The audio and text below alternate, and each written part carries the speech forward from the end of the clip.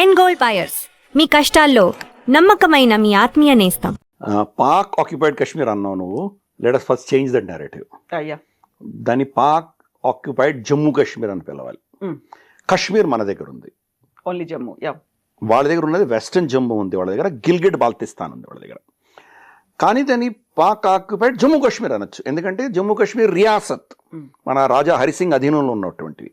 Kashmir valley అన్నది మనకు వెరినాగ్ అన్నది అక్కడ మనకు ఝేలం నది ఉద్గమ స్థానం. ఝేలం నది అసలు సంస్కృతం పేరు వితస్తా నది. ఆ వితస్తా నది ఉద్గమ స్థానం, అది ఆరిజిన్ పాయింట్. అది అక్కడి నుంచి బారాముల్లా దాకా పెడుతుంది. బారాముల్లా అంటే వరాహ మూల. బారా అంటే మనం అంతే దాన్ని ప్యూర్ గా తెలుగులో మాట్లాడుకుని బారా అంటే 12 ముల్లా అంటే ముస్లిమ్స్ అలాంటిది ఏమైనా రిలేటెడ్ ఉందేమో. కరెక్ట్, అది కన్ఫ్యూషన్ ఉంటుంది. వరాహ మూల మహా గొప్ప క్షేత్రం అది. అక్కడ శ్రీనగర్లో షారికా అమ్మవారు అని చెప్పేసి ఒక ఆలయం ఉంది. హరిపర్వతం ఉంటుంది అక్కడ, దాల్ లేక్ వెనకాల కొండ మీద ఉంటుంది. అక్కడ అమ్మవారి శాలిగ్రామ శిల ఉంటుంది, పెద్ద శిల ఉంటుంది.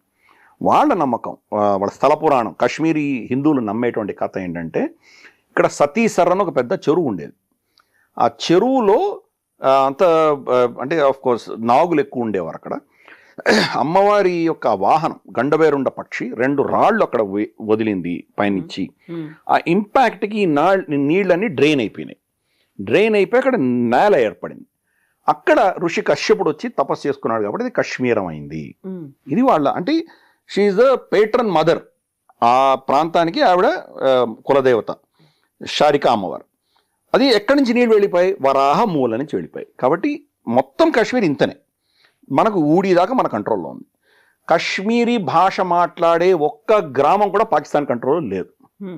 కాబట్టి పిఓకే అని మనం పిలవరాదు.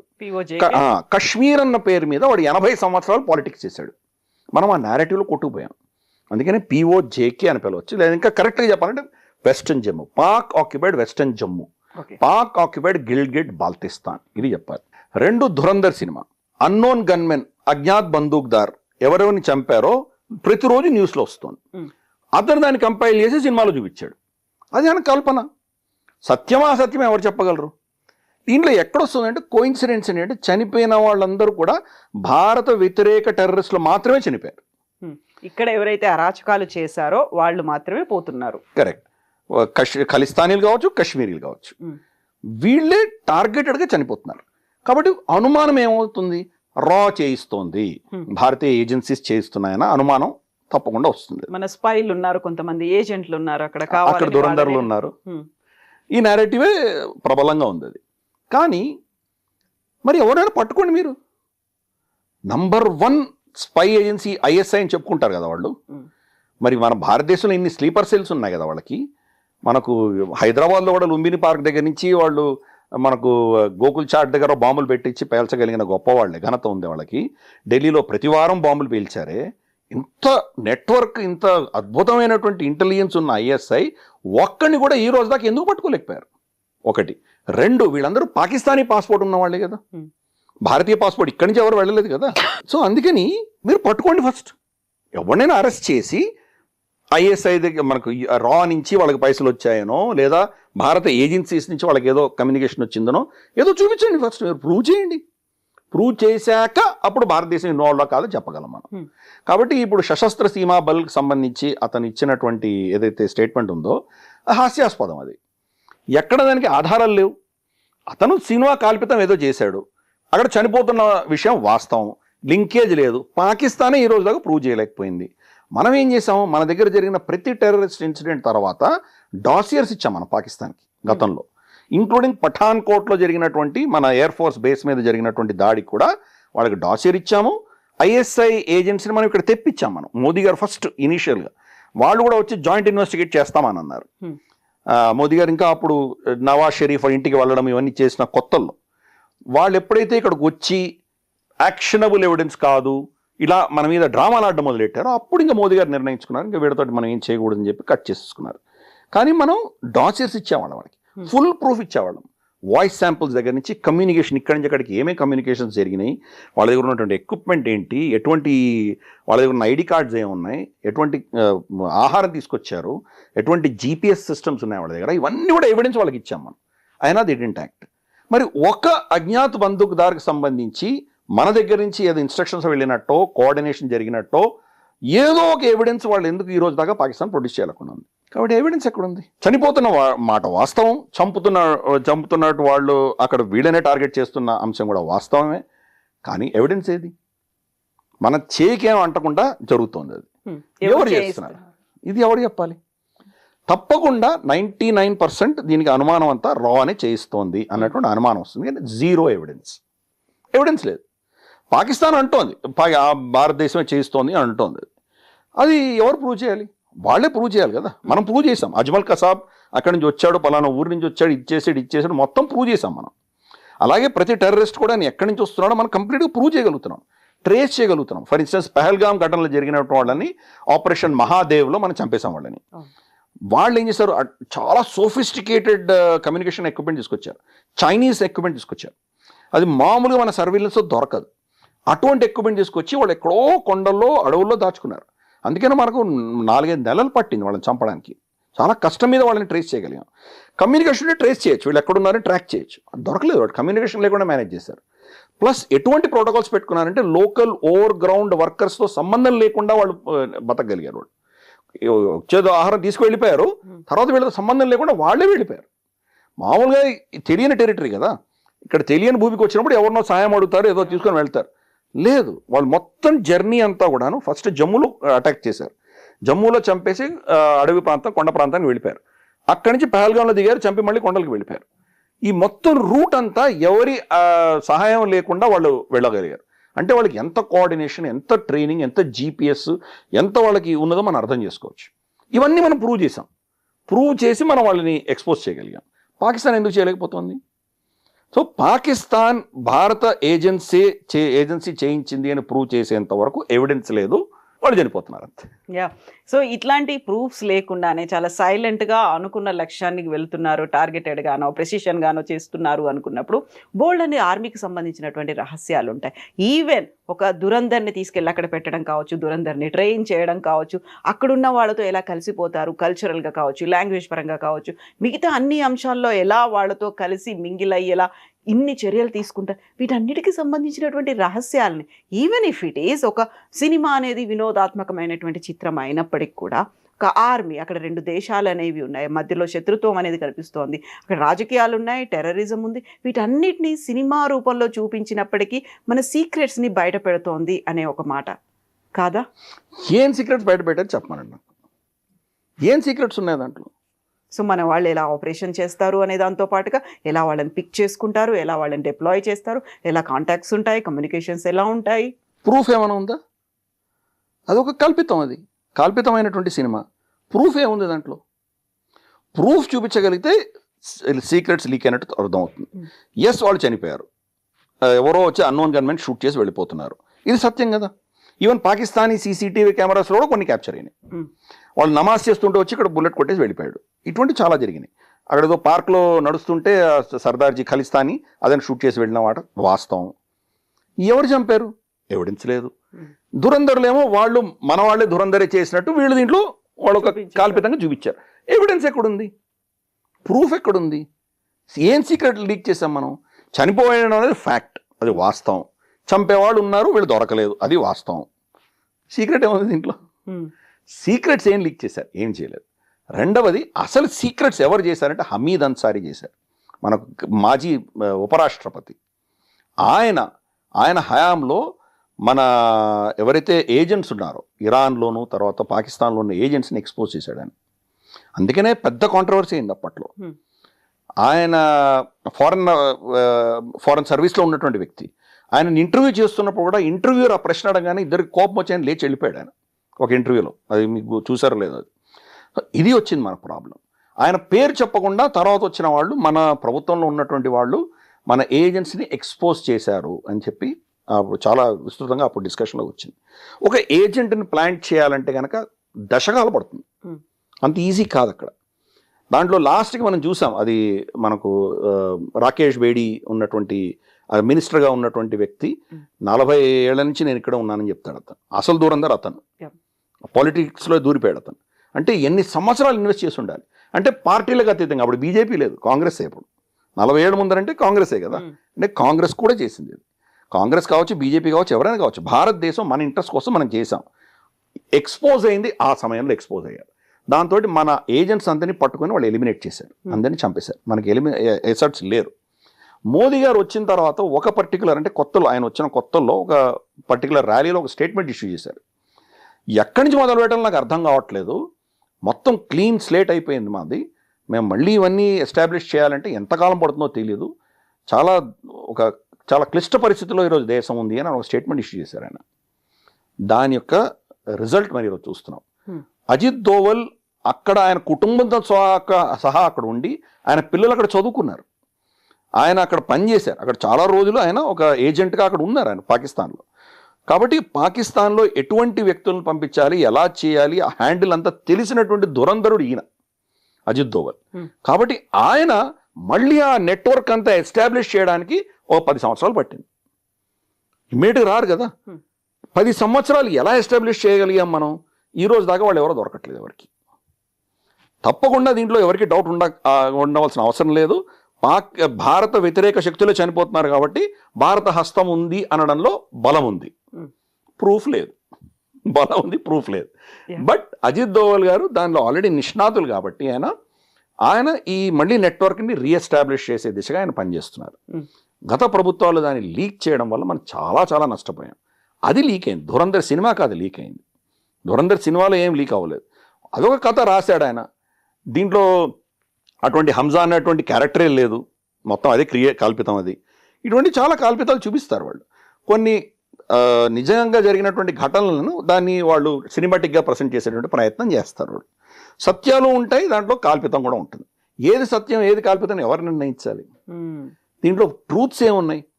మీరు ఇంత దూరం అక్కర్లే. మనకు ఫర్ ఇన్స్టెన్స్ మొసాడ్ ఆపరేషన్స్ ఉన్నాయి, ఇజ్రాయెల్ చేసేవి. మొసాడ్ ఆపరేషన్స్ సిరీస్ ఉన్నాయి మనకి. నెట్ఫ్లిక్స్లో మనం చూస్తే ఫౌడా అని చెప్పేసి ఒక సిరీస్ ఉంది, అలాగే ద స్పై అని ఒక సిరీస్ ఉంది. దాంట్లో ఎలా వీళ్ళ spy almost Syria defence minister అయిపోయేవాడు, అంతవరకు వచ్చాడు. లాస్ట్లో దొరికిపోతాడు, అతన్ని ఉరిదీస్తారు, పబ్లిక్గా హ్యాంగ్ చేస్తారు. అతన్ని ఎలీ కోహన్ అని చెప్పేసి అతన్ని హ్యాంగ్ చేస్తారు. హ్యాంగ్ చేస్తే అతని శరీరం ఈ రోజు దాకా సిరియా రిటర్న్ చేయలేదు ఇజ్రాయెల్కి.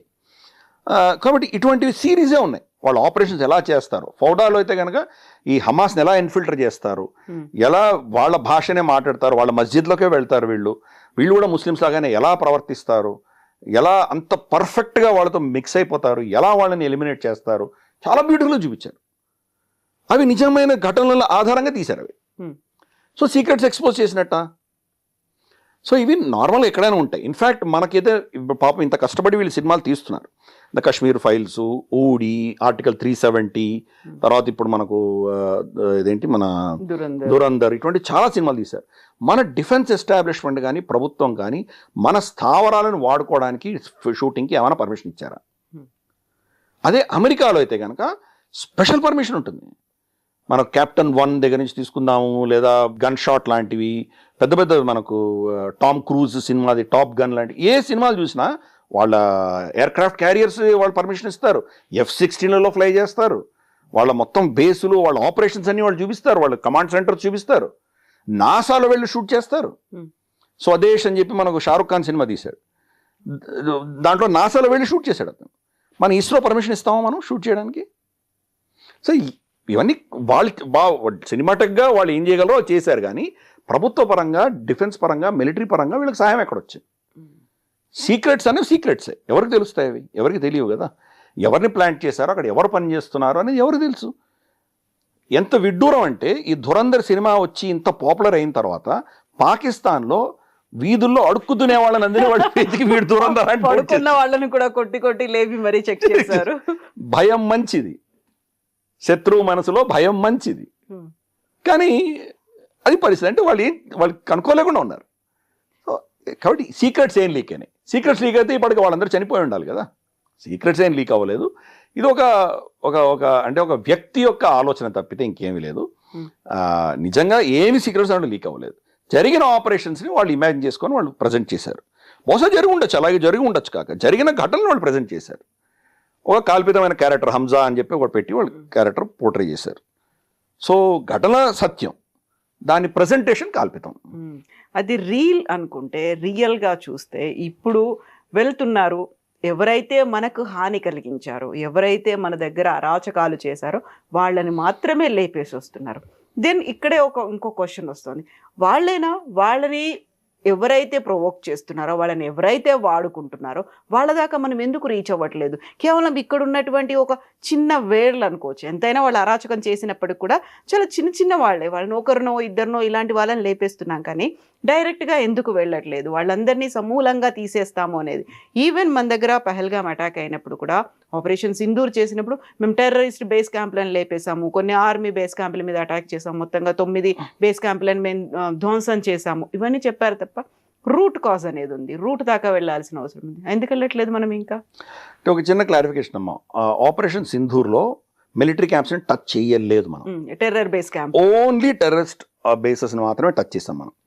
చేసిన తర్వాత జయశంకర్ గారు ఫోన్ చేసి చెప్పారు, మేము మీ టెర్రరిస్ట్ క్యాంపులను కొట్టాం, మీరు ఇక్కడ ఆగండి, మీ మిలిటరీని కానీ మీ సివిలియన్ ఎస్టాబ్లిష్మెంట్ మేము టచ్ చేయలేదు, మీతో యుద్ధం చేయడం మా ఉద్దేశం కాదు, మా దేశంలో వచ్చి అరాచకం చేసినటువంటి వాళ్ళని మేము టార్గెట్ చేశాము, కాబట్టి ఇక్కడ మేము ఆపుతున్నాము, మీరు కూడా ఆపండి అని ఆయన క్లియర్ కట్గా ఆయన వాళ్ళకి చెప్పారు.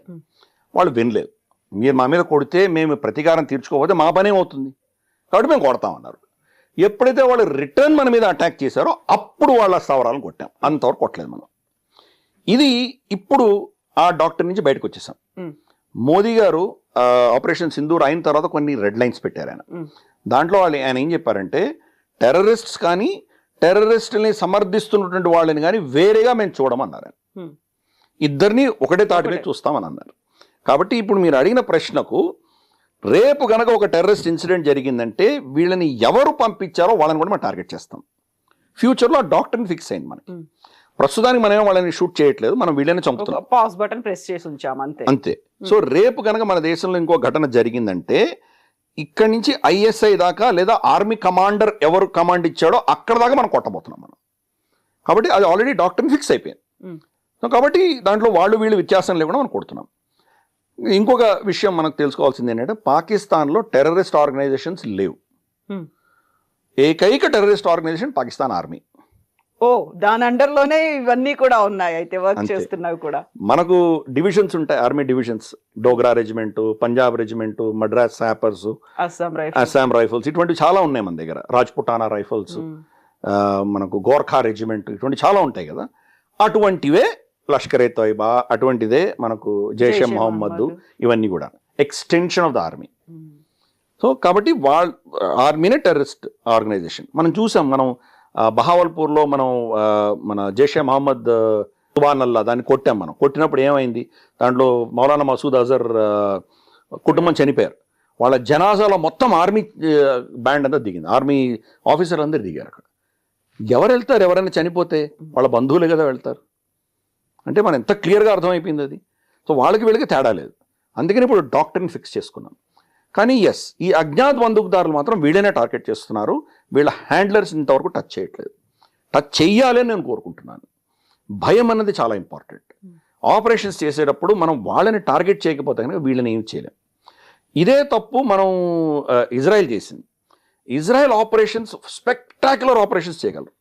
టాక్టికల్, ఆపరేషనల్, వాళ్ళ ప్లానింగ్, ఎగ్జిక్యూషన్, వాళ్ళ ఇంటెలిజెన్స్ అసలు అన్బిలీవబుల్. నవభూత భవిష్యత్. ప్రపంచంలో ఏ ఇంటెలిజెన్స్ ఏజెన్సీ చేయని వాళ్ళు చేయగలిగారు. పేజర్ బాంబ్ ఏంటి అసలు ఎవరు ఇమాజిన్ కూడా చేయలేరు. ఎలా చేశారు వాళ్ళు? నస్రుల్లాని ఎలా చంపారు, ఒక్కరొకరిని యాహియా సిన్వర్ని ఎలా చంపారు, ఒక్కొక్కటి చూస్తే కనుక ఆపరేషన్స్, వాళ్ళు ఇంటెలిజెన్స్ గ్యాదరింగ్ ఎలా చేశారు, మనకు ఎలక్ట్రానిక్ ఇంటెలిజెన్స్ ఎలా ఉంది, హ్యూమన్ ఇంటెలిజెన్స్ ఎలా తెచ్చుకున్నారు, సర్వీలెన్స్ ఎలా చేశారు, 24/7 ఎలా ట్రాక్ చేశారు. ఎప్పుడో మ్యూనిక్లో 1972లో వాళ్ళు చంపిన వాళ్ళని ఒకరొకరిని వెంటాడి చంపారు. అంత స్పెక్టాక్యులర్గా చేయగలిగిన ఇజ్రాయెల్ వీళ్ళ వెనకాల ఉన్న శక్తిని టచ్ చేయలేకపోయింది ఇంతవరకు. వెనకాల ఎవరున్నారు? ఇరాన్. అందుకని ఈరోజు ఇరాన్తో యుద్ధం జరుగుతుంది అక్కడ. ఇరాన్ యుద్ధం కారణం ఏంటంటే, వీళ్ళని ఎంతమంది చంపినా లాభం లేదు, వీళ్ళని సపోర్ట్ ఇస్తున్నటువంటి ఇరాన్ రెజీమ్ని మనం టచ్ చేయండి, వీళ్ళు ఇంకా పుడుతూనే ఉంటారు అని చెప్పి వాళ్ళు నిర్ణయించుకున్నారు. అఫ్ కోర్స్ కంప్లీట్ అది ఫ్లాప్ అయింది, బెడిసి కొట్టింది వాళ్ళకు. అది వాళ్ళ ప్లానింగ్లో లోపం ఉందా, మిగతా అందరినీ కలుపుకొని వెళ్ళలేనందువల్ల ఇదైందా, అది పెద్ద చర్చ, దాన్ని వెళ్ళదలుచుకోలేదు నేను. బట్ ఆలోచన కరెక్ట్. ఈ హ్యాండ్లర్స్ ఎవరున్నారో వాళ్ళు టచ్ చేయాలి. ఫర్ ఇన్స్టెన్స్ ఇప్పుడు వీళ్ళని మన పహల్గామ్ దాడి కానీ పుల్వామా కానీ మన దేశంలో జరిగినటువంటి గోకుల్ చాట్ ఎక్కడెక్కడ జరిగాయో ఈ టెర్రరిస్ట్ అటాక్స్ జరిగినాయో, ముంబై బ్లాస్ట్లు, ఢిల్లీలో అయితే ప్రతి వారం జరిగేది, చాందినీ చౌక్ చాలా దగ్గర జరిగినాయి. సో ఇటువంటి వాళ్ళు ఎవరైతే వచ్చారో వాళ్ళని చంపుతున్నాం. కానీ వీళ్ళని ట్రైనింగ్ ఇచ్చి పంపించిన ఐఎస్ఐ ఆఫీసర్ తన కుటుంబము ఏదో పాపా జోన్స్కి తినడానికి వెళ్తే తిరిగి సురక్షితంగా రాలేము అన్నటువంటి భయం వాళ్ళలో ఉన్న రోజు ఇవి అవుతాయి. కల్పించలేకపోయాం ఎందుకంత భయాన్ని? మరి అది బహుశా మన ప్రభుత్వంలో ఉన్నటువంటి ఆలోచన. వాళ్ళకి మనకు తేడా ఏంటి? అదొక టెర్రరిస్ట్ దేశం, మనం కూడా టెర్రరిస్ట్ దేశమే. ఆ దేశంలో టెర్రరిజం చేసుకుంటూ ఉందామా? కాబట్టి మనం ఒక బాధ్యత గల దేశము. మనం ఓన్లీ మన దేశాన్ని హర్ట్ చేస్తున్న వాళ్ళని మాత్రమే మనం వేటాడి చంపుతాము, మిగతా వాళ్ళు మన జోలికి వెళ్ళము అన్నది ఒక సిద్ధాంతం మన దేశంలో ఉంది. Because answerable. మనం మానవ హక్కులు ఉల్లంఘన చేసి ప్రతి ఒక్కరిని చంపేయం కదా. ఇప్పుడు ఫర్ ఇన్స్టెన్స్ మినాబ్ అన్న ఊర్లో ఒక ఊర్లో వీళ్ళు మనం టామాహాక్ మిసైల్ కొట్టి 170 మంది చిన్న పిల్లల్ని చంపేసింది అమెరికా. ఈ రోజు దాకా జవాబుదారీ లేదు వాళ్ళకి. పైపెచ్చు డొనాల్డ్ ట్రంప్ ఏమంటున్నాడు? టామాహాక్ మిసైల్స్ అందరి దగ్గర ఉంది, ఇరానే వాడిని ఎత్తినేసుకొని ఉండొచ్చు అంటున్నాడు. సో మనం అటువంటి పని చేయం కదా. మనం ఒక రూల్ బేస్డ్ పద్ధతిలో వెళ్తాం మనం. అందుకని మనం దాని గురించి మనం ఎంతవరకు వెళ్ళాలో అంతవరకు వెళ్ళాం. మనం డైరెక్ట్గా ఇప్పుడు వాడితో యుద్ధం చేయదలుచుకోలేదు. మనం వాడు చేసినట్టు వాడు చేయలేడు, వాడికి కూడా కెపాసిటీ ఉంది కదా, వాడి అసెట్స్ కూడా ఇక్కడ ఉన్నారు కదా. పొలిటీషియన్స్ దగ్గర నుంచి తీసుకొని, బిజినెస్ మెన్ దగ్గర నుంచి తీసుకొని, మీడియా దగ్గర నుంచి తీసుకొని, ఎన్జిఓల దగ్గర నుంచి తీసుకొని, రిలీజియస్ తంజీమ్ల దగ్గర నుంచి తీసుకొని, పాకిస్తాన్కి చాలామంది అసెట్స్ ఇక్కడ ఉన్నారు మన దేశంలో. వాడు కూడా చేయొచ్చు కదా, తలుచుకుంటే వాడు కూడా చేయొచ్చు కదా. ఇది ఇలా ఒక సైకిల్లో నడుస్తూనే ఉంటుంది. మనం ఆ సైకిల్లో పడదలుచుకోలేదు. అది ఒక ప్రభుత్వ నిర్ణయం. వ్యక్తిగతంగా నన్ను అడిగితే కనుక బహుశా అట్లీస్ట్ మనకు జరిగినటువంటి ఘటనల వెనకాల ఉన్నటువంటి వ్యక్తులను మనం ఎలిమినేట్ చేయాలి. తర్వాత ఇప్పుడు ప్లాన్ చేస్తున్న వాళ్ళని టచ్ చేయాల్సిన అవసరం ఇప్పుడు లేకపోవచ్చు, కానీ అట్లీస్ట్ ఓ మెసేజ్ అన్నది వెళ్ళాలి. నువ్వు కూడా సురక్షితంగా ఉండవు అన్న మెసేజ్ మనం పంపించాలి. అది మోదీ గారు ఇచ్చారు. అయితే మన మీద ఎవరైతే అటాక్ చేస్తున్నారో వాళ్ళని మనం తుదం ముట్టిస్తాము అంటూ వాళ్ళని టార్గెట్ చేస్తున్నాం, వాళ్ళని లేపేస్తున్నాం. పహల్గామ్ చూస్తే ద రెసిస్టెంట్ ఫ్రంట్ అనేది సరికొత్త పేరుతో వచ్చింది. జైషే మహమ్మదో, ఇండియన్ ముజాహిదీనో, లష్కరే తోయిబా, ఏదైనా ఇంకో పేరుతో వస్తున్నారు, అటాక్ చేస్తున్నారు. ఆ పని చేసి వెళ్ళిపోయిన తర్వాత మళ్ళీ మనకు ఒక లెటరో లేకుంటే ఏదో మేమే చేసామని అధికారికంగా ప్రకటిస్తున్నారు. ఇంకొక అటాక్కి ఇంకో పేరుతో వస్తున్నారు. ఇవన్నీ మళ్ళీ అదే ఇలా స్ప్రెడ్ అయిపోతుంది తప్ప మళ్ళీ అదే క్వశ్చన్, అవి అంతలా పెంచుకుంటున్నప్పుడు మన మీద అటాక్ చేసిన వాళ్ళనే మేము లేపేస్తాము అంటే, ఎక్కడైతే రూట్ కాజ్ ఉందో వాళ్ళు ఇంతలా వైడ్ స్ప్రెడ్ అవుతున్నప్పుడు దాని దాకా వెళ్ళలేకపోతున్నాం. ఆపరేషన్ సింధూర్ చేసినప్పుడు ఏం జరిగింది అనేది మన పార్లమెంటరీ మెంబర్స్ అన్నిటినీ డిఫరెంట్ కంట్రీస్కి పంపించాము. అందరూ డిఫరెంట్ పార్టీల వాళ్ళందరూ అందులో ఉన్నారు. మేము చేసింది కరెక్టే, వాళ్ళు చేసింది తప్పు అని చెప్పేటువంటి ఒక సపోర్ట్ అనేది వాళ్ళ దగ్గర నుంచి తీసుకున్నాం. బట్ అదే పని వీళ్ళు ఇంత చేస్తున్నారు, ఇన్నేళ్ల నుంచి మేము సఫర్ అవుతూ ఉన్నాము, వీళ్ళకి ఎవరు సపోర్ట్ ఇస్తున్నారో తెలుసు, ఎక్కడి నుంచి ఫండ్స్ వస్తున్నాయో తెలుసు, ఇన్ని ఉన్నప్పటికీ why we are not exposing them, why we are not taking action అనేది. రెండు అంశాలు. Why are we not exposing, why are we not taking action, we are exposing them. ప్రతి అంశంలో కూడా మనం ఇంటర్నేషనల్ ఫోర్సెస్ పవర్స్ ఏమున్నాయో వాళ్ళకు కూడా తెలుసు. ఆపరేషన్ సింధూర్ మనం ఇంత చేసాం. మనం 2 న్యూక్లియర్ శక్తి ఉన్నటువంటి దేశాలు రెండవ ప్రపంచ యుద్ధం తర్వాత ఇంతవరకు ఎప్పుడూ కాన్ఫ్లిక్ట్లో లేవు, యుద్ధం చేసుకోలేదు. మొట్టమొదటిసారి మనం చేసాం. ఇన్ఫ్యాక్ట్ బాలాకోటే ఫస్ట్ టైం మనం ఇంటర్నేషనల్ బార్డర్ దాటి వెళ్ళి కొట్టొచ్చాం. అంతకంటే ముందు 2 న్యూక్లియర్ పవర్ దేశాలు ఎప్పుడు యుద్ధం చేయలేదు. అది చేసాం. ఆపరేషన్స్ ఇంకో లెవెల్కి వెళ్ళిపోయాం మనం. ఒక్క దేశం అంటే ఒక్క దేశం అన్న మనల్ని ప్రశ్నించిందా? మీ మీద ఆంక్షలు విధిస్తాము, మీరు చేస్తే కనుక న్యూక్లియర్ యుద్ధం వచ్చే ప్రమాదం ఉంది, మేము అది చేస్తాం ఇది చేస్తాం వాడు అన్నాడా? డొనాల్డ్ ట్రంప్ అన్నాడు కదా, డొనాల్డ్ 250% నేను టారిఫ్లను పెంచుతాను. అది యుద్ధం అయిపోయినాక మాట్లాడాడు. యుద్ధం జరుగుతున్నప్పుడు ఏమైనా మాట్లాడా? అది క్లెయిమ్ చేసుకునే ప్రయత్నం చేశాడు. అది వేరే పాలిటిక్స్, అది వేరే పాలిటిక్స్. అది యాక్చువల్గా డొనాల్డ్ ట్రంప్ ఆపలేదు, చైనా ఆపింది. అది వేరే నెరేటివ్. అది ఆల్టుగెదర్ డొనాల్డ్ ట్రంప్ అది హైజాక్ చేసే ప్రయత్నం చేశాడు. మనకు పార్లమెంట్ సాక్షిగానే మోదీ గారు చెప్పారు, తర్వాత మన స్పోక్స్ పర్సన్ చాలా క్లియర్గా చెప్పారు. 22 ఏప్రిల్ మనకు పహల్గామ్ ఘటన జరిగిన రోజు డొనాల్డ్ ట్రంప్ ఫోన్ చేసి సంతాపం ప్రకటించాడు ఆయన మోదీ గారికి. తర్వాత జూన్ 15, 20 ఈయన కెనడాకి వెళ్తుంటే మనకు వీళ్ళది G7 సమ్మిట్లో పిలిచినప్పుడు, మార్క్ కార్నీ పిలిచినప్పుడు మోదీ గారు వెళ్తుంటే అప్పుడు ఫోన్ చేశాడు డొనాల్డ్ ట్రంప్. అంటే ఈ ఆపరేషన్ సింధూర్ జరుగుతున్నప్పుడు ఆయన దగ్గర నుంచి ఫోన్ లేదు, చాలా స్పష్టంగా చెప్పాం. కాబట్టి ఆయన క్లెయిమ్ చేయడం అన్నది ఆయన విజ్ఞతకు వదిలేద్దాం, ఆయన పాలిటిక్స్ ఆయన చేసుకుంటున్నాడు. కానీ ఒక్కటంటే ఒక్క దేశం పోనీ అలా అన్న, అది కూడా మన పేరు చెప్పలేదు. నేను యుద్ధం ఆపాను అన్నాడు కానీ భారతదేశం ఇది చేసి ఉండకూడదు అని అనలేదు. వీళ్ళ మీద ఆంక్షలు విధిస్తానని అనలేదు. ఒక్క దేశం అంటే ఒక్క దేశం అనలేదు. సరే ఈ వెస్టర్న్ దేశాలు పక్కన పెడదాం, ముస్లిం దేశాలు ఒకటి కూడా అనలేదు. ఆఖరికి పాకిస్తాన్కి ఫుల్గా సపోర్ట్ చేసినటువంటి టర్కీ వ్యక్తులు చనిపోయారు అక్కడ మన ఆపరేషన్ సింధూర్లో మనం కొట్టిన దెబ్బకు. వాళ్ళు యాక్చువల్గా వాళ్ళ డ్రోన్స్ అని టర్కీ డ్రోన్స్ అని వాళ్ళు ఆపరేట్ చేస్తున్నారు. పాకిస్తాన్ వాళ్ళకి ఎలా ఆపరేట్ చేయాలో తెలియదు. మనకి ఎక్కడి నుంచి వాళ్ళ కమాండ్ కంట్రోల్ సెంటర్ ఉందో దాన్ని కొట్టాం మనం. దాంట్లో టర్కీ ఆపరేటర్స్ కూడా చనిపోయారు. టర్కీ మన మీద ఆంక్షలు విధించలేదు, టర్కీ మన మీద ఏమనలేదు. కాబట్టి బలం ఉన్నవాడిని అందరూ గౌరవిస్తారు. ఇది ఫస్ట్ మనం గుర్తుపెట్టుకోవాలి. మనం ప్రతి యుద్ధం తర్వాత నేర్చుకుంటాం ప్రతిదీ. మనకు ఫర్ ఇన్స్టెన్స్ మనకు అజ్మల్ కసాబ్ వాళ్ళు 10 మంది ఇక్కడికి వచ్చి ముంబైలో అంత ఘటన చేసేంత వరకు మన నేవీ డిఫెన్సెస్ మనకు అంత పటిష్టంగా లేవు. ఇప్పుడు బలపరుచుకున్నాం మనం. ఒక్క షిప్ ఒక చిన్న బోట్ వచ్చినా మనం దాన్ని ట్రాక్ చేయగలం, పట్టుకోగలం, పర్ఫెక్ట్గా చేయగలుగుతున్నాం మనం. అలాగే మనకు అజర్బైజాన్ ఆర్మేనియా మధ్యలో యుద్ధం జరిగినప్పుడు డ్రోన్స్ యొక్క శక్తి ఏంటో మనం చూసాం మనం.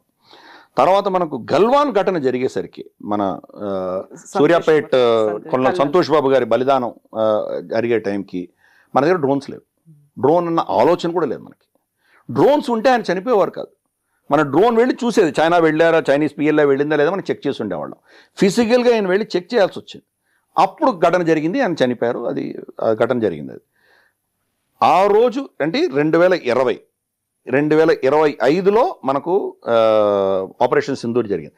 5 సంవత్సరాలలో ఎంత పటిష్టమైనటువంటి డ్రోన్ టెక్నాలజీ మన దగ్గర వచ్చింది. 5 ఇయర్స్ మనం మొత్తం వాడు ఒక్క డ్రోన్ కూడా మన డిఫెన్స్ ఎస్టాబ్లిష్మెంట్ టచ్ చేయకుండా మనం పేల్చేయగలిగాం. కెపాసిటీ పెంచుకున్నాం, పాఠాలు నేర్చుకుంటున్నాం. అలాగే ఆపరేషన్ సింధూర్లో మనం చేసిన టాక్టికల్ స్ట్రాటజిక్ తప్పులు ఏమైనా ఉన్నట్టు దాన్ని సరిదిద్దుకుంటున్నాం. అందుకనే మోదీ గారు ఇచ్చినటువంటి స్టేట్మెంట్స్ అన్ని మనం చాలా క్లియర్గా వినాలి. ఖూన్ ఆర్ పానీ నహీ బహ సక్తా హై, ఇండస్ వాటర్ ట్రీటీ ఆపేసాం మనం. సంవత్సరం తర్వాత ఈరోజు విలవిలలాడిపోతున్నారు వాళ్ళు. యునైటెడ్ నేషన్స్ సెక్యూరిటీ కౌన్సిల్కి వెళ్ళారు, యునైటెడ్ నేషన్స్ జనరల్ అసెంబ్లీకి వెళ్ళారు.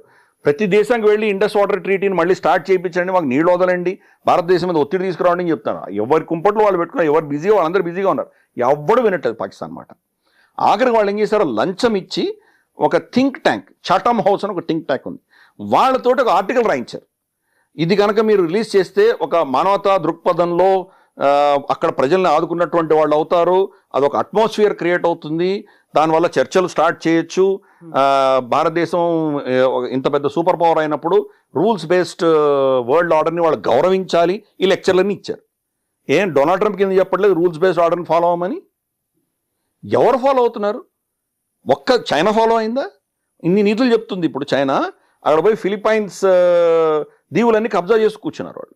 వియట్నాం దీవులను కబ్జా చేసి కూర్చున్నారు వాళ్ళు. వియట్నాం అక్కడ డ్రిల్లింగ్ చేస్తుందంటే వాళ్ళు వచ్చి వాళ్ళ మీద దాడులు చేస్తారు. జాపనీస్ నీళ్ళలో వచ్చి వాళ్ళు చేపలు ఎత్తుకుపోతారు. సో బలం ఉన్నవాడిదే రాజ్యం అక్కడ, మత్స్య న్యాయం. కాబట్టి వాడు మనకు లెక్చర్ ఇచ్చే పరిస్థితులు ఎవడు లేడు. ఈ విషయం మనం అర్థం చేసుకోవాలి. అందుకని ఈ యొక్క పరిస్థితులలో భారతదేశం మనం ఎలా ప్రవర్తించాలనేది మనం క్లారిటీ ఉండాలి. మోదీ గారు ఇచ్చిన ఈ రెడ్ లైన్స్ ఏవైతే ఉన్నాయో, trade and talks terror cannot go together అన్నారు. సో వాణిజ్యం ఆపేస్తాం, కంప్లీట్గా ఆపేస్తాం. యాక్చువల్గా మనం ఆపలేదు, పాకిస్తాన్ ఆపింది. ఆర్టికల్ 370 సవరణ చేసిన తర్వాత పాకిస్తాన్ ఆపేసింది. హై కమిషన్ కూడా వాళ్ళే వెనక్కి పంపించారు, మనం పంపించలేదు. వాణిజ్యం వాళ్ళే ఆపేసుకున్నారు. మనం టారిఫ్లు వేసాం వాళ్ళ మీద. అంత గతంలో ఉన్నటువంటి మోస్ట్ ఫేవర్డ్ నేషన్ ఏదైతే వాళ్ళకి స్టేటస్ ఇచ్చామో అది విత్డ్రా చేసాం. ఏకపక్షంగా మనం ఇచ్చాం అప్పుడు ప్రభుత్వాలు, వాళ్ళు మనకి ఇవ్వలేదు. సో అది విత్డ్రా చేసాం. మామూలు టారిఫ్లు వేసాం, వాళ్ళు వెళ్ళిపోయారు. సో అన్నీ కూడా ఏంటంటే మోదీ గారు ఈ రెడ్ లైన్స్ డ్రా చేశారు. టెర్రరిస్ట్ని సమర్థిస్తూ వాడిని ప్రేరేపించి పంపించినటువంటి శక్తిని వేరువేరుగా చూడము అన్నారు ఆయన. మా దేశంలో టెర్రరిస్ట్ ఘటన జరిగితే దానికి ప్రతీకారం ఉండి తీరుతుంది అని చెప్పారు ఆయన. న్యూక్లియర్ బ్లాక్మెయిల్ పని చేయదు అని చెప్పారు ఆయన. మా దగ్గర న్యూక్లియర్ బాంబులు అని మమ్మల్ని బెదిరించకండి, న్యూక్లియర్ బాంబులు ఉన్నా లేకపోయినా మమ్మల్ని మీరు టచ్ చేశారంటే మేము మిమ్మల్ని వదిలిపెట్టమని చెప్పారు. కాబట్టి ఈ రెడ్ లైన్స్ అన్ని మనకు పాలసీ అయిపోయినాయి ఇప్పుడు. అది కాబట్టి ఇప్పుడు గతంలో చేసినటువంటి తప్పిదాలు అందామా లేదా అప్పుడు మనకు ఉన్నటువంటి ఆలోచన మారిపోయింది. ఇప్పుడు కూడా మనకు నో ఫస్ట్ యూజ్ డాక్ట్రిన్ ఉంది మనకి. న్యూక్లియర్ మనం ఫస్ట్ అటాక్ చెయ్యము అని అంటున్నాం. ఒకసారి మీ ఢిల్లీ మొత్తం లేచిపోయిన తర్వాత ఇంకేం మాట్లాడుతున్నారు మీరు? వాడు బాంబు వేసాడు ఢిల్లీ మీద, ఢిల్లీ మొత్తం. ఎందుకంటే ఇప్పుడు అప్పుడు హిరోషిమా నాగసాకినే ఆ బాంబులకే మొత్తం ఊర్లు ఎగిరిపోయినాయి. ఇప్పుడున్నట్టు పవర్ఫుల్ న్యూక్లియర్ వెపన్స్ చేసాడు మొత్తం ఢిల్లీ మొత్తం ఎగిరిపోతుంది. అటువంటిది ఏమైనా చేస్తే ఇంకా దానికి మళ్ళీ సెకండ్ అటాక్ చేయడం ఏంటి? Too late already. దాన్ని పర్మిట్ చేస్తామా మనం? నో ఫస్ట్ యూజ్ అన్నది మనకు నిజంగా అవసరమా? ప్రభుత్వం ఏం చేసిందంటే అది డాక్టర్ని మార్చలేదు, కానీ డౌట్లు క్రియేట్ చేశాం. మనోహర్ పరికర్ గారు ఉన్నప్పుడు చెప్పారు. ఆయన ఏం చెప్పారంటే ఎస్, ఆ డాక్టర్ని మనకి ఇప్పుడు కూడా ఉంది, కానీ క్రెడిబుల్ ఇన్ఫర్మేషన్ మాకు వచ్చి వీళ్ళు న్యూక్లియర్ అటాక్ చేయబోతున్నారు అని మాకు ఇన్ఫర్మేషన్ వస్తే మేము కొడతామన్నాం. ఎవడు చూశాడు? వాడు చేశాడు లేదు, ఎవడు చూశాడు? అమెరికా ఏం చేసింది? వాడి దగ్గర ఇరాక్లో వెపన్స్ ఆఫ్ మాస్ డిస్ట్రక్షన్ ఎవడు చూశాడు? ఎవడు చూడలేదు. వెళ్ళి కొట్టొచ్చారు. మొత్తం కొట్టి సద్దాం హుసేన్ పీకేసిన తర్వాత చూస్తే అక్కడ వెపన్స్ లేవు, మాస్ డిస్ట్రక్షన్ ఏమీ లేవు. ఇప్పుడు ఎవరిని అడిగాడు అమెరికాని? రేపు పాకిస్తాన్ మీద వాడిని దాడి చేయదలుచుకుంటే కొడతాం, వాళ్ళు న్యూక్లియర్ అటాక్ చేస్తాం. వాడు మా మీద న్యూక్లియర్ అటాక్ చేస్తున్నాడో మాకు క్రెడిబుల్ ఇన్ఫర్మేషన్ వచ్చి చెప్తాం. క్రెడిబుల్ ఎవడు చూశాడు? కొట్టదలుచుకుంటే కొడతాం. ఆ డౌట్ పాకిస్తాన్లో పెట్టాం ఈరోజు. ప్లస్ ఆపరేషన్ సింధూర్లో చాలా ఆఖరి రోజు మనం చేసినటువంటి హిట్స్ ఏవైతే ఉన్నాయో క్లియర్ మెసేజ్ పంపించాం వాళ్ళకి. ఎటువంటి మెసేజ్ పంపించాము? వాళ్ళ న్యూక్లియర్ బాంబ్ అనేది ఏదో మామూలుగా ఇట్లా ఇసిరేంటే దీపావళి టపాకి కాదమ్మా, అది దానికి ప్రోటోకాల్స్ ఉంటాయి. దాన్ని పంపించాలంటే దానికి నావిగేషను, దానికి కొప్లింగ్ చేయాలి, దాన్ని మేల్ ఫీమేల్ కొప్లింగ్ అంతా ఉంటుంది. దాని మిసైల్ని తీసుకొచ్చి ఫిసైల్ మెటీరియల్ పెట్టాలి, దానిలో చాలా ఉంటుంది, కోఆర్డినేట్స్ పెట్టాలి, ఇంత దానికి అంతా ఉంటుంది. అది దానిని అస్త్రాన్ని ప్రయోగం చేయడానికి కావాల్సిన వ్యక్తులు ఎవరైతే ఉంటారో వాళ్ళ స్క్రీనింగ్ ఇంత అంత కాదు, విపరీతంగా ఉంటుంది. ఎందుకంటే ఇరాన్లో వాళ్ళందరూ మొసాడ్ ఏజెంట్సే, వాళ్ళందరూ ఇన్ఫిల్టర్ అయిపోయారు. మొసాడ్ ఇన్ఫిల్టర్ అయిపోయింది. అక్కడ కింద భూమిలో 7వ అంతస్తులో దాచిపెట్టిన మిసైల్స్ అన్ని, మిసైల్ మెటీరియల్ అన్నీ కూడాను ఇజ్రాయెల్ పేల్చేసింది. ఆ టైల్స్ అంటే ఆ కన్స్ట్రక్షన్ జరుగుతున్నప్పుడు టైల్స్ ఏదైతే వేశారో టైల్స్లో బాంబులు పెట్టారు. ఎంత ఇన్ఫిల్టర్ అయింది అది. కాబట్టి పాకిస్తాన్లో వీళ్ళని అందరినీ ఎంత స్క్రీనింగ్ చేస్తుంటే వాళ్ళని నియమించి ఉండాలి. వాళ్ళని చంపాం మనం. నూర్ ఖాన్ ఎయిర్ బేస్లో ఎగ్జాక్ట్గా ఆ బిల్డింగ్ని కొట్టాం. ఆ బిల్డింగ్లో వాళ్ళు కింద సెల్లర్లో ఉన్నారు. పైనుంచి కొడితే ఈ ఇంపాక్ట్కి లోపల కూడా పడి అందరూ చచ్చిపోయారు. అంటే ఈరోజు వాళ్ళు మన మీద న్యూక్లియర్ అటాక్ చేయాలన్నా చేయగలిగినటువంటి ప్రోటోకాల్స్ ఉన్నటువంటి అనుభవం ఉన్నటువంటి వ్యక్తులు లేరు పాకిస్తాన్లో ఈరోజు. అది కొట్టాం మనం. అంటే ఏం మెసేజ్ ఇచ్చాం? డోంట్ ఈవెన్ థింక్, మా మీద కొట్టే ప్రయత్నం కూడా చేయకు. 2, కైరానా హిల్స్ లోపల సొరంగాలను తోవి వాళ్ళు అక్కడ పెట్టుకున్నారు. వాళ్ళు మనం ఏం చేసాము? న్యూక్లియర్ మెటీరియల్ని టచ్ చేయలేదు, అక్కడికి వెళ్ళే దారిని కొట్టేసాం మనం. మొత్తం దారి లేదు, ఇప్పుడు లోపల ఉన్నాయి మిసైల్స్ ఉన్నాయి. ఎలా వెళ్తారు మీరు? ఆ రోడ్డు మొత్తం పెళ్ళ ఎగిరిపోయింది. ఎలా వెళ్తారు మీరు? మెసేజ్ పంపించాం వాళ్ళకి. ఏ మెసేజ్ పంపించాము? నీ దగ్గర ఏ న్యూక్లియర్ వెపన్స్ ఉన్నాయో తెలుసు, నువ్వు మా మీద న్యూక్లియర్ దాడి చేసే కెపాసిటీని మేము క్షీణిస్తున్నాము, కాబట్టి ఖబర్దార్. ఒక రోజులో గంటన్నరలో మేము ఇన్ని చేయగలిగామంటే సుదీర్ఘంగా యుద్ధం జరిగితే మేము ఏం చేయగలం గుర్తుపెట్టుకో. ఇది జరిగిన తర్వాత మోదీ గారు స్టేట్మెంట్ ఇచ్చారు, న్యూక్లియర్ బ్లాక్మెయిల్ పనిచేయదు మాతోటి అని ఇచ్చారు. కాబట్టి మోదీ గారు ఇచ్చిన ప్రతి స్టేట్మెంట్ వెనకాల మనం యాక్చువల్గా ఏం చేసాం ఆపరేషన్ సింధూర్లో, పాకిస్తాన్ ఎటువంటి పిచ్చి పనులు చేసింది, దానికి ఎటువంటి సమాధానం మనం ఇచ్చాము, ఇవన్నీ కూడా దాంట్లో మనం క్యాలిబ్రేట్ చేసి చూడాలి. అందుకనే నెక్స్ట్ అటాక్ జరిగితే కనుక నువ్వు అడిగిన ప్రశ్నకి సమాధానం ఇంత చెప్పాల్సి వచ్చింది. వీళ్ళ వెనకాల ఉన్నటువంటి శక్తులను కూడా మనం వదిలిపెట్టాము, వాళ్ళని కూడా టార్గెట్ చేస్తాం. ఇంతవరకు చేయలేదు, చేసి ఉండవలసిందే నాలాంటి వాళ్ళు సజెషన్ ఇస్తారు. కానీ ప్రభుత్వం యొక్క పాలసీ అంతవరకు మనం దాన్ని టచ్ చేయొద్దు, ఓన్లీ టెర్రరిస్ట్ని టచ్ చేద్దాం అన్నటువంటి ఒక పాలసీ వాళ్ళకు ఉండేది. మోదీ గారి యొక్క ఈ స్టేట్మెంట్ వల్ల ఇప్పుడు వాళ్ళ వెనకాల ఉన్న శక్తులు కూడా మనం టార్గెట్ చేయబోతున్నాం. So wait and watch. మీరు చేస్తే మేము ఈ పని చేస్తాము, మీరు ఎప్పుడు చేస్తారా అని మనం ఎదురు చూస్తూ కూర్చున్నట్టుగా ఉంటుంది ఆ పరిస్థితి అయితే. బట్ అక్కడ పాకిస్తాన్లో మొత్తం టెర్రరిజం అనేది లేకుండా పోతుందా, అన్నిటినీ మనం తొలగించేస్తామా అనే దాంతో పాటుగా కశ్మీర్ సమస్య అది సాల్వ్ అవుతుందా? మనం ప్రతిసారి బెలూచిస్తానికి మనం సపోర్ట్ చేస్తున్నాం, అది ముక్కలైపోతుంది ఇలాంటివి అనుకుంటాము, ఆ తర్వాత నిజంగా పాకిస్తాన్ అస్తిత్వమే లేకుండా పోతుంది. ఇవన్నీ కూడా ప్రాక్టికల్గా పాసిబుల్ కాదేమో అనేటువంటి ఒక డౌట్. మళ్ళీ ద్వైపాక్షిక సంబంధాలు ఎప్పుడైనా నమ్మొచ్చా? మన నైబర్స్ని మనం చూస్ చేసుకోలేం, but always it will be there with us, మనతో పాటు పక్కనే ఉంటుంది. కాబట్టి ఆ రెండింటి మధ్య ఉండేటువంటి సంబంధాల కోసం ఏమైనా చేస్తారా? అంటే మనం ఎప్పుడు కూడా ఓపెనే. ఇప్పుడు కూడా వాణిజ్యం ఎవరు ఆపేశారు? మనం ఆపలేదు. ఆర్టికల్ 370 తర్వాత వాళ్ళు ఆపేశారు. ఇమ్రాన్ ఖాన్ ట్రేడ్ మినిస్టర్ కూడా, prime minister plus trade commerce minister కూడా అతనే. కామర్స్ మినిస్ట్రీ రికమెండ్ చేసింది భారతదేశంతో మళ్ళీ ట్రేడ్ మొదలు పెడదాము, ఎక్కడి నుంచో దుబాయ్ నుంచి తెచ్చుకుంటాం, చాలా ఖర్చుతో కూడినటువంటిది. ఇక్కడైతే వాగా బార్డర్, అట్టారీ బార్డర్లో మనకు చాలా తక్కువ ధరలో వచ్చేస్తాయి ఉల్లిపాయలు, టమాటాలు ఇవన్నీ కూడాను. సో ఓపెన్ చేద్దామని అన్నారు. ఓపెన్ చేద్దామని చెప్పి వాళ్ళ పాకిస్తానీ ఎంబసీ, ఢిల్లీలో ఉన్న ఎంబసీకి ఒక ట్రేడ్ అటాచింగ్ కూడా వాళ్ళు ప్రపోజ్ చేశారు. ఇది ఎవరు చేశారు? Commerce minister Imran Khan. Cabinet మీటింగ్లో కూర్చొని ప్రైమ్ మినిస్టర్ ఇమ్రాన్ ఖాన్ దాన్ని తిరస్కరించాడు. ఎవరు చేశారు? వాళ్ళు చేసుకున్నారు, మనమే ఆపలేదే. ఇప్పుడు కూడా వాళ్ళు మన ఫార్మస్యూటికల్ ఇండస్ట్రీకి పైసలు ఇవ్వాల్సిన బకాయిలు చాలా ఉన్నాయి. వాళ్ళ కుక్క కాటుకి, పాము కాటుకి కావాల్సిన వ్యాక్సిన్స్, ర్యాబీస్ వ్యాక్సిన్స్ మన దగ్గర నుంచి కొన్నారు వాళ్ళు. వాళ్ళ దగ్గర ఏమీ లేవు. ఇప్పుడు దుబాయ్ నుంచి కొనాల్సి వస్తుంది. మేడ్ ఇన్ దుబాయ్ బ్రాండ్ పెట్టి మనమే అమ్ముతున్నాం వాడికి. అంత లాంగ్ రూట్ వెళ్తుంది. వాడి పిచ్చి మనమే ఆపలేదే. వాడి దగ్గర నుంచి మనమేం తీసుకుంటాం? వాడి మనకి ఎక్స్పోర్ట్ చేసే టెర్రరిజం తప్ప ఏమీ లేదు. వాడు మనకి ఇవ్వగలిగిన వస్తువులు ఏమీ లేవు. సిమెంట్ ఇచ్చేవాడు గతంలో, సిమెంట్ అక్కర్లేదు మనకే. ఇప్పుడు సమృద్ధిగా ఉంది, ప్రొడక్షన్ మనకు బాగానే ఉంది కాబట్టి వాడు అక్కర్లేదు మనకి. ఏమిస్తాడు? మనకేం ఇవ్వడు. మొత్తం వాళ్ళ ఎకానమీ కుదేలవుతుంది. వాడు ఏం చేయగలడు? కాబట్టి పాకిస్తాన్ చేసుకుంది, మనం ఏం చేయలేదు. అలాగే కర్తార్పూర్ కారిడార్ ఇప్పుడు కూడా ఇంకా నడుస్తూనే ఉంది కదా, మనమే ఆపలేదే. అలాగే ట్రైన్ ఆపేసాము, మనం సంజోతా ఎక్స్ప్రెస్ ఆపేసాము, మనకు థార్ ఎక్స్ప్రెస్ ఆపేసాము, ఇవన్నీ ఆపేసుకున్నాం. కానీ ఎమర్జెన్సీకి సంబంధించినటువంటి అంశాలలో రాకపోకలని ఇప్పుడు కూడా ఉన్నాయి. ఫర్ ఇన్స్టెన్స్ మనకు ఆపరేషన్ సింధూర్ అప్పుడు చాలామంది ఇక్కడ ఉన్నటువంటి పాకిస్తాన్లు వెనక్కి పంపించేసాం మనం. అప్పుడు కోఆర్డినేట్ చేయాల్సి వచ్చింది కదా. అలాగే అక్కడి నుంచి పొరపాటున సరిహద్దు దాటి కొంతమంది వస్తారు, కొన్ని ప్రాంతాల్లో వాళ్ళు పొరపాటున ఇటు వచ్చేస్తారు. వాళ్ళని పట్టుకొని మళ్ళీ వాళ్ళకి హ్యాండ్ ఓవర్ చేసేస్తాం మనం. సో కోఆర్డినేషన్ అనేది ఏదో ఒక లెవెల్లో ఉంటుంది, అస్సలు ఉండదని కాదు. కానీ ఎంత ఉండాలో అంతే పెట్టుకుంటాం, బేర్ మినిమం పెట్టుకుంటున్నాం, అంతకు మించి మనం వెళ్ళట్లేదు. మనం అంతకంటే పైన కొన్ని చర్చలు జరగాలి అంటే కనుక వాళ్ళలో మార్పు వచ్చేంతవరకు మనం ఏం చేయలేం.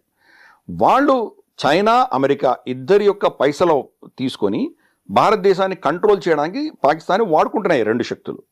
కాబట్టి వాళ్ళ అజెండాలు ముందుకు తీసుకెడుతున్నాయి. నిజంగా పెహల్గాంలో మన మీద దాడి చేయాల్సిన అవసరం కానీ, శక్తి కానీ, అటువంటి చేస్తే దాని పరిణామాలు ఎలా ఉంటాయో వాళ్ళకి పాకిస్తాన్కి తెలిసినా కానీ చేశారు. ఎందుకు చేశారు అంటే కనుక అది చైనా యొక్క ప్రోద్బలంతో చేశారు. చైనాకు అవసరం ఏమొచ్చిందంటే చైనా నుంచి ఫ్యాక్టరీలు, కంపెనీలు అన్నీ భారతదేశంకి వెళ్ళిపోతున్నాయి. మనకి యాపిల్ చూసాం ప్రొడక్షన్ ఎలా వచ్చిందో ఇక్కడ.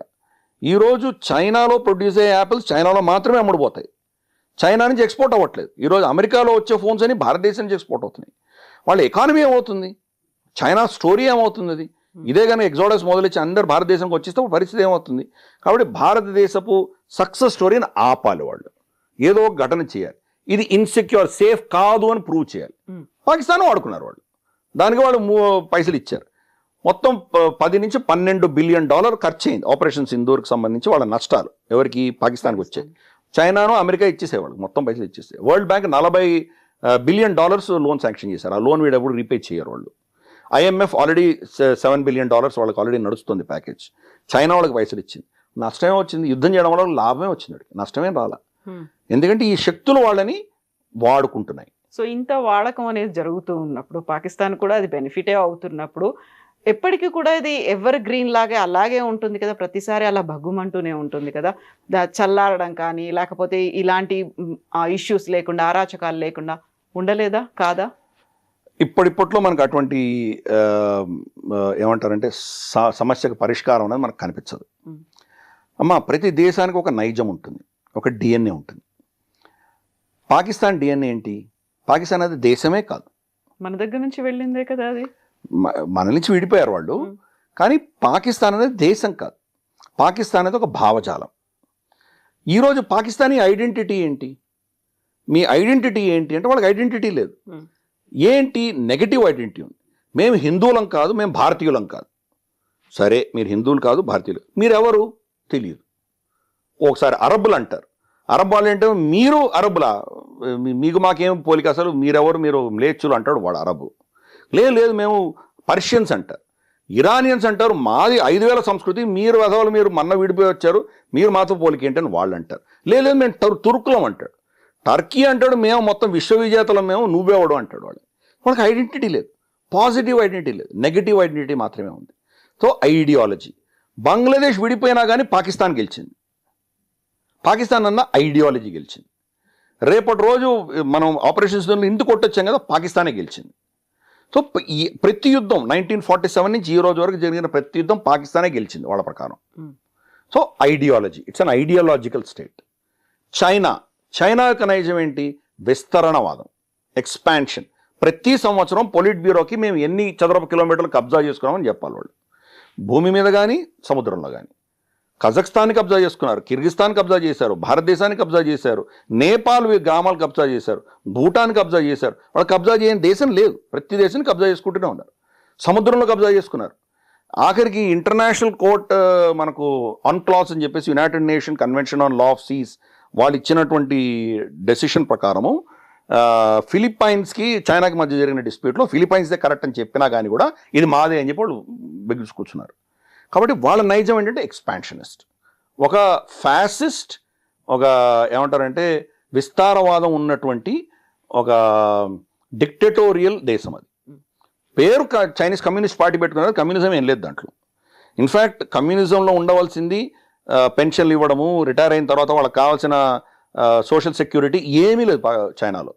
So it's not a communist country, it is a dictatorship, fascist dictatorship China. అలా ప్రతి దేశం ఒక నైజం ఉంటుంది. మన నైజం ఏంటి? ఎక్కడ వేసిన గొంగళి అక్కడే, స్టేటస్ కో దేశం మనం. వాడు చైనా 5 కిలోమీటర్ల లోపలికి వచ్చేసాడు, ఇప్పుడు ఏం చేద్దామని మన్మోహన్ సింగ్ అని అడిగితే సరేలే వదిలే, అక్కడ ఏం పండదు కదా వదిలే, ఇంకా మళ్ళీ రావద్దని చెప్పు వాడికి అంటాడు. అంతే, స్టేటస్ కో. యుద్ధం చేయదలుచుకోలేదు, గొడవ పెట్టుకోదలుచుకోలేదు. అది మన నైజం, స్టేటస్ కో దేశం మనం. అది మారుతోంది, ఇప్పుడు క్రమేపీ మారుతోంది. అందుకనే మోదీ వచ్చేసరికి సర్జికల్ స్ట్రైక్ చేయగానే చిదంబరం ఏమన్నాడు, మేము చాలా చేసాం సర్జికల్ స్ట్రైక్ అన్నాడు. ఎందుకు చెప్పలేదు నువ్వు? మరి ఈయన చేశానని చెప్పాడు, నువ్వు చేశానంటున్నావు, మరి చెప్పలేదు. సో ఇవి మారుతున్నాం మనం కూడా. ప్రభుత్వాలు ఏ వచ్చినా కానీ కూడా మెల్లిగా మనం కూడా మారుతున్నాం. ఫర్ ఇన్స్టెన్స్ వాజ్పేయి గారు కార్గిల్ యుద్ధం అప్పుడు లైన్ ఆఫ్ కంట్రోల్ దాటద్దండి అని చెప్పారు. ఎందుకు? పిచ్చివాడికి కోతి లాంటి వాడు, వాడి దగ్గర రాయి ఉంది, న్యూక్లియర్ బాంబు ఉంది, వాడు ఏమైనా చేయొచ్చాడు, మన లైన్ ఆఫ్ కంట్రోల్ దాటకుండా యుద్ధం చేయండి అన్నాడు. లైన్ ఆఫ్ కంట్రోల్ దాటకుండా యుద్ధం చేసేసరికి మనం 100,000 మంది మన సైనికులు చనిపోయారు. అదే దాటి ఉంటే ఇలాంటి కొండ ఉందమ్మా, కొండ పైన వాడు ఉన్నాడు, మనం ఇక్కడి నుంచి ఎక్కుతున్నాం, ఎక్కేవాడికి కనిపిస్తాడు, పైన ఉన్నవాడు 10 మందిని హ్యాండిల్ చేయొచ్చు, వెనక నుంచి వాడికి ఫుడ్, ఆహారము, నీళ్లు, వెపన్స్ అన్నీ వస్తున్నాయి వాడికి. ఇక్కడ వెనకాల కొట్టామంటే ఆ నీళ్లు లేక చచ్చిపోతాడు వాడు అక్కడే. కానీ పర్మిషన్ ఇవ్వలేదు మనకు అక్కడ వెళ్ళడానికి, అందుకని సప్లై చైన్ కట్ చేయలేదు మనం. అది నేర్చుకున్నాం. ఇప్పుడు అలా కాదు, మనం వెళ్ళి కొడుతున్నాం, మనం టాక్టికల్గా ఏం చేయాలో చేస్తున్నాం. మనం ప్రతి యుద్ధం తర్వాత నేర్చుకున్నాం. మనం ముంబై దాడులు చేసినప్పుడు అందరు మన్మోహన్ సింగ్ అని తిట్టారు, మీకు ఆప్షన్స్ ఇచ్చారు, సర్జికల్ స్ట్రైక్ ఆప్షన్ ఇస్తే మీరు రిజెక్ట్ చేశారన్నారు. కానీ మనకు ఆ కెపాసిటీ లేదు. మళ్ళీ పాకిస్తాన్ రిటైలేట్ చేసినా మన దగ్గర కెపాసిటీ లేదు. అప్పటి నుంచి ఇప్పటిదాకా కెపాసిటీ పెంచుకున్నాం మనం. కాబట్టి ఈ రోజు మోదీ గారు కొట్టగలుగుతున్నారు. మోదీ గారు కొట్టారంటే మోదీ గారిది ఒకటే కాదు, మోదీ గారి కంటే ముందర మనకు వచ్చిన అనుభవం ఆధారంగా ప్రభుత్వాలు క్రమేపీ మన కెపాసిటీ బిల్డ్ చేసుకుంటూ వెళ్ళినాయి. కెపాసిటీ ఈరోజు ఉంది కాబట్టి మనం కొట్టగలిగాం పాకిస్తాన్. ఈ సంవత్సరం లోపు రమారమి 184,000 కోట్ల ఆర్డర్స్ ఇష్యూ చేసాం మనం. గణనీయంగా మన శక్తి పెంచుకున్నాం మనం. అప్పుడు వాళ్ళు చూసింది సెకండ్ గేర్ అయితే ఇప్పుడు 5th గేర్కి వెళ్ళిపోయాం మనం. సడన్గా ఎక్కడికో వెళ్ళిపోయాం, డిఫరెంట్ లెవెల్కి వెళ్ళిపోయాం. Integrated air command control system మనకి ఏదైతే ఉందో దాన్ని మోదీ గారు 10 ఏళ్లలో మొత్తం అన్ని ఊర్లకి ఇస్తానన్నారు ఆయన. డిఫెన్స్ ఎస్టాబ్లిష్మెంట్ కదా, అన్నిటికీ ఎక్స్టెండ్ చేస్తామని సుదర్శన్ చక్ర పేరు పెట్టారు ఆయన. అలాగే మనం చూస్తే కనుక directed energy weapon systems, DEWs అంటారు, అంటే లేజర్ వెపన్స్ తెచ్చుకుంటున్నాం మనం. స్వామ్ డ్రోన్స్ టేక్ డౌన్ చేయడానికి మన చిన్న చిన్న పిల్లలు హైదరాబాద్, బెంగళూరు, జస్ట్ మామూలు ఇంజనీరింగ్ కాలేజ్ చదువు బయటకు వచ్చిన వాళ్ళు అద్భుతాలు సృష్టిస్తున్నారు. మొత్తం ఎకో సిస్టమ్ డెవలప్ అవుతుంది మన దగ్గర. మనకు ఘాతక్, వాడికి బైరాట్కర్కి ధీటుగా మనం ఘాతక్ తయారు చేసుకున్నాం, ఎన్నో చేస్తున్నాం. బ్రహ్మోస్ ఎన్నో వర్షన్స్ తీసుకొచ్చాం మనం, హైపర్సానిక్ మిసైల్స్ తెచ్చుకున్నాం. సంవత్సరంలో ఎన్ని మార్పులు వచ్చాయి మనకు. సో మన శక్తి పెంచుకున్నాం. నెక్స్ట్ టైం యుద్ధం జరిగితే కనుక మన లెవెల్ ఆఫ్ రెస్పాన్స్ డిఫరెంట్గా ఉండబోతుంది. వాడు చైనా నుంచి కొనుక్కుంటాడు, వాడు ఊరుకోలేడు, వాడు కూడా కొనుక్కుంటున్నాడు. నిన్ననే అనౌన్స్ అయినటువంటి ఇన్ఫర్మేషన్ ఏంటంటే Chinese air to air beyond visual range BVRAM అంటారు, beyond visual range air to air missile. అది మన మీద ఫైర్ చేశారు వాళ్ళు. ఫైర్ చేస్తే మనకు ఏమీ డ్యామేజ్ అవ్వలేదు, ఆ మిజైల్స్ అన్నీ కూడా మన భూభాగంలో పడిపోయేవన్నీ. వాటిని రివర్స్ ఇంజనీరింగ్ చేసాం మనం. రివర్స్ ఇంజనీరింగ్ చేసి దాంట్లో టెక్నాలజీ అంతా మనం నేర్చేసుకున్నాం మనం. కాబట్టి ఈరోజు చైనా టెక్నాలజీ అస్త్రాల మీద ఉపయోగిస్తే దాన్ని ఎలా కౌంటర్ చేయాలో మనకు మొత్తం మన సుఖాయిల్లో కానీ మన రఫైల్స్లో కానీ మిగ్గులు, మిరాజులు, అన్ని తేజస్ అన్నిట్లో పెట్టేసుకుంటున్నాం మనం. కాబట్టి కౌంటర్ చేయగలుగుతున్నాం. అంటే మనకు ఫ్రీగా ఇచ్చాడు వాడు, వచ్చి మన దగ్గర పడింది, మనం హ్యాపీగా దాన్ని రివర్స్ ఇంజనీరింగ్ చేసాం. ఈ టెక్నాలజీ బహుశా జపాన్ కూడా ఇచ్చాం మనం, ఎందుకంటే జపాన్ కూడా అవసరం కాబట్టి. ఇది మన దగ్గర చేయగలిగింది. సో మన శక్తి పెంచుకుంటున్నాం. నెక్స్ట్ అటాక్ వచ్చేసరికి ఏమవుతుంది, it will B shock again. అసలు ఆపరేషన్ సింధూర్లోనే భారతదేశం దగ్గర ఇంత డిఫెన్సివ్ కేపబిలిటీ ఉందా అని అందరూ స్టన్ అయ్యారు. మనం ఈరోజు గల్ఫ్లో చూసాం, మనకు యుఏఈ కానీ ఖతార్ కానీ మనకు ఇజ్రాయెల్ మీద కానీ ఇన్ని డ్రోన్స్ మిజైల్స్ పడుతుంటే దాంట్లో 90% 95% ఆపగలిగారు, 5% ఆపలేకపోయారు. దానివల్ల నష్టాలు వచ్చేవాడు, చాలా విపరీతంగా నష్టపోయారు వాళ్ళు. మన దగ్గర ఒక్కటంటే ఒక్క అసెట్ టచ్ చేయలేకపోయారు వాళ్ళు. ఒక్క డ్రోన్ కానీ ఒక్క మిజైల్ కానీ మనల్ని ఏమి స్క్రాచ్ కూడా అవ్వలేదు. అంత పర్ఫెక్ట్గా డిఫెన్స్ ఎలా చేయగలిగాం మనం? సంవత్సరంలో ఇంకెంత దగ్గర వెళ్ళాం మనం, ఎటువంటి ప్రోటోకాల్స్ పెట్టుకున్నాం, ఎటువంటి టెక్నాలజీ తీసుకొచ్చాం మనం. కాబట్టి కోర్స్ ఇది ఎండ్ కాదు, ఎందుకంటే మనకు Pakistan is not a target. ఇది మనకు China major adversary, even America is an adversary. మనకు ఆపరేషన్ సింధూర్లో పాకిస్తానే కాదు, మనం 3 న్యూక్లియర్ దేశాలు, ఒక నేటో దేశం, 4 దేశాలతో యుద్ధం చేసాం మనం. పాకిస్తాన్ న్యూక్లియర్ దేశం అయితే, చైనా న్యూక్లియర్ దేశం అయితే, అమెరికా న్యూక్లియర్ దేశం. వీళ్ళ టెక్నాలజీస్ని మనం అటాక్ చేసాం. F-16 ఎవరు ఇచ్చారు వాడికి? రెడార్స్ ఎవరు ఇచ్చారు వాడికి? ఆమ్రామ్స్ ఎవరు ఇచ్చారు వాడికి? అమెరికా ఇచ్చింది వాడికి. వాటిని కొట్టాం మనం. చైనీస్ JF-17, JF-10C వీటిని కొట్టాం. HQ-9ని కొట్టాం మనం. చైనీస్ టెక్నాలజీ వచ్చాం. బైరాట్కర్ దగ్గర నుంచి తీసుకొని అన్ని డ్రోన్స్ టర్కీ సప్లై చేస్తుంది, వాళ్ళని కొట్టాం మనం. సో ఇది ఏంటంటే ఈ యొక్క నెరేటివ్లో టెక్నాలజీ వర్సెస్ టెక్నాలజీ యుద్ధం. రష్యా దగ్గర నుంచి మన దగ్గర టెక్నాలజీ ఉంది, ఫ్రాన్స్ నుంచి ఉంది, జర్మనీ నుంచి, ఇజ్రాయెల్ నుంచి, మనకు USA నుంచి, ఇన్ని దేశాలు మన టెక్నాలజీ. ఒకరికొకరు మాట్లాడుకో. ఇది నేటో టెక్నాలజీ రష్యాతో మాట్లాడుకోదు, రష్యా టెక్నాలజీ నేటోతో మాట్లాడుకోదు. ఇన్ని టెక్నాలజీస్ పెట్టుకొని దీనిపైన మనం వేరే ఇంటగ్రేషన్ మనం ఒక పెట్టి మనం కొట్టాం. సో మన సక్సెస్ స్టోరీ అనేది చిన్న సక్సెస్ స్టోరీ కాదమ్మా. కాబట్టి అంత సక్సెస్ అయినా కానీ కూడా సంవత్సరంలో మళ్ళీ వేరే లెవెల్కి వెళ్ళాం మనం. కాబట్టి ఇవన్నీ కూడా ఏంటంటే కనుక Pakistan is not our threat. Pakistan ఒక ఐడియాలజీ. ఆ ఐడియాలజీ అన్ఫార్చునేట్లీ సరిహద్దుకి ఈవల వైపు కూడా ఉంది. స్పాన్సర్ అవుతుంది. స్పాన్సరే కాదు, ఇక్కడ కూడా దాన్ని సమర్థించే వాళ్ళు ఉన్నారు. ఫర్ ఇన్స్టెన్స్ ఆర్టికల్ 370 అధికరణ సవరించేటప్పుడు మన తెలంగాణ నుంచి TRS నేత, పేరు నేను చెప్పదలుచుకోలేదు, ఆయన పార్లమెంట్లో చర్చలో దిగ్గజ నేత, కాంగ్రెస్ నుంచి వచ్చినటువంటి నేత, మీరు ఎవరో అనుకోవచ్చు, గుర్తుపెట్టుకోవచ్చు, రాజ్యసభలో ఆయన చెప్పిన స్టేట్మెంట్ ఏంటంటే భారతదేశం పాకిస్తాన్ విడిపోవడం మత ప్రాతిపదికన కానే కాదన్నాడు ఆయన. జిన్నాకి నెహ్రూకి మధ్యలో ఉన్నటువంటి విభేదాల వల్ల విడిపోయింది, అది అసలు మతం సంబంధమే లేదని ఆయన స్టేట్మెంట్ ఇచ్చాడు పార్లమెంట్ సాక్షిగా. ఇది మనకు ఉన్నటువంటి నేతృత్వం. పాకిస్తాన్ ఎందుకు వెనకేసుకొస్తున్నాం మనం? వాళ్ళు ఏదో రఫాయిల్ కొట్టామని చెప్తే కనుక మనం ప్రభుత్వాన్ని, మనకి ఏమీ జరగలేదు. ఇన్ఫ్యాక్ట్ నేను ఆఫీషియల్గా చెప్తున్నాను మీ ఛానల్లో, ఒక్క రఫాయిల్ కూడా మనం కోల్పోలేదు. నాకు అక్కడ ఉన్నటువంటి వ్యక్తులతోటి, నాకు అంటే అడ్వైజర్స్ ఎవరున్నారో వాళ్ళతో చాలా మందితో మాట్లాడాను నేను.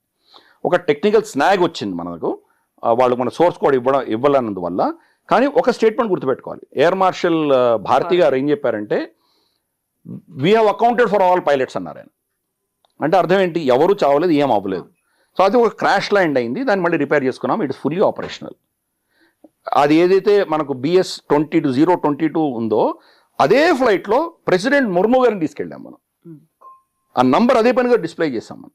అంటే ఏమీ అవ్వలేదని అర్థం చేసుకోవాలి. బట్ స్టిల్ ఇక్కడ మనం ఏమంటున్నారు, అయిపోయింది, మా రఫాయిల్ కొట్టేశారు, అయిపోయింది, అసలు భారతదేశం ఓడిపోయింది. సో ఈ నెరేటివ్, పాకిస్తానీ నెరేటివ్ సరిహద్దుకు ఆవలి వైపు ఈవలి వైపు కూడా ఒక నెరేటివ్ అన్నది నడుస్తోంది.